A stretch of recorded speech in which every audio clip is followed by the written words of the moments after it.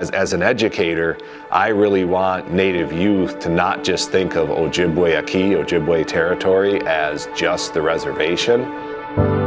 Band members, they have treaty rights off the reservation, and I think one way to promote that is to get people thinking about the whole chunk of land as Ojibwe territory. Obviously, we have other people living there now, and that's okay. That's all kind of part of the reality today, but that doesn't mean we live in a segregated world where this is Indian land and this is where non-Indians live.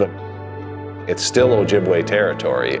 There's the legal rights that recognize that and treaty rights, but that stuff really is secondary to how Anishinaabe people themselves view that area. And so we need to do work like this that instills, and especially young people, that sense of Ojibwe territory isn't just the reservation, it's this whole area. And so I think having these names, and some of these names that really have a deep meaning or a meaning that's historic as far as what people used to do on these lands, I think is the first kind of step in educating our youth and giving them a sense that this is Ojibwe territory too.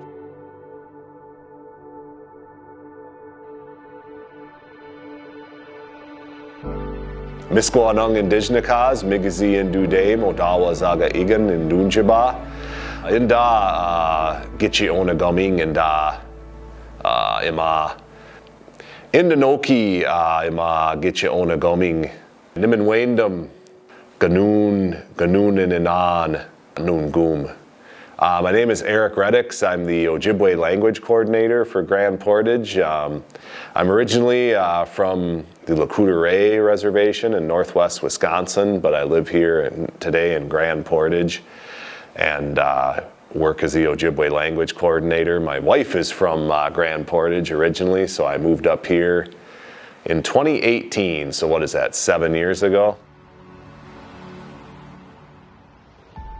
We're kind of at the semi-completion of the Rivers of the North Shore project, and it's a multifaceted effort that we're working on. This week is kind of, I don't want to say the culmination, because I get the sense that this is something that'll be somewhat ongoing, but one of the culminating events of this is installing the signs on Highway 61, unveiling the bilingual sign there.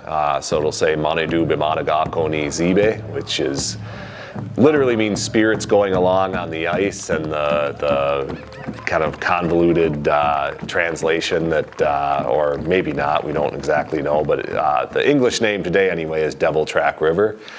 And so, that's one aspect of it. There's going to be signs going up at Wisakode Zibe, the Brule River, missing one. Ga Bibi Way Wanish Kokog Zibe, which is Flute Reed River. Mushki Gwagima Zibe, which is the Reservation River, and then Omimi Zibe, which is Pigeon River. So we have those bilingual signs going up. We've been working all winter with different partners, our partners at 1854, a few Ojibwe and historical consultants to bring together and this map of Rivers of the North Shore, which have the original, those ones I mentioned, as well as the rivers from Thunder Bay, from Gaministigwea Zibe, from in Thunder Bay all the way down to Beaver Bay, and documenting the Ojibwe names, original Ojibwe names of those rivers. So, and also some other important place names to the Grand Portage Band in historically. Then the real deep dive is the Open Rivers Journal, which is a University of Minnesota online journal, is doing did a web article published there that has the kind of the real deep dive on all these river names. So it's kind of a multifaceted, multi-partner effort that we're kind of working on. So, and like I say, all these things kind of coming together, and travelers will see these signs as they drive to Duluth and back and forth on 61 and other places in the county. So it's wonderful to get that out there and to get those names and that language and that connection out there.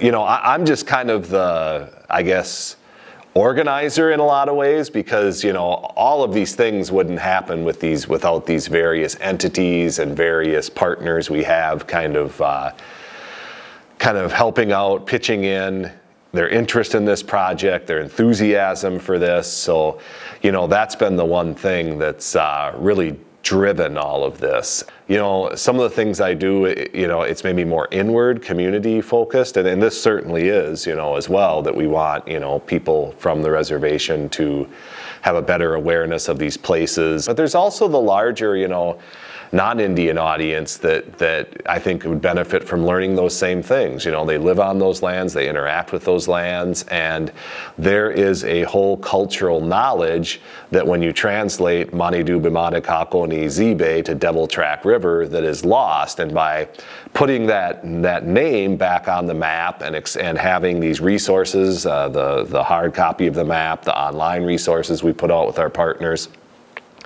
having those out in the world, and some of the non-native audience being able to engage with that, hopefully that kind of fosters that connection and reclaiming and bringing back that knowledge that was kind of, frankly, purposely erased in the past 150 years.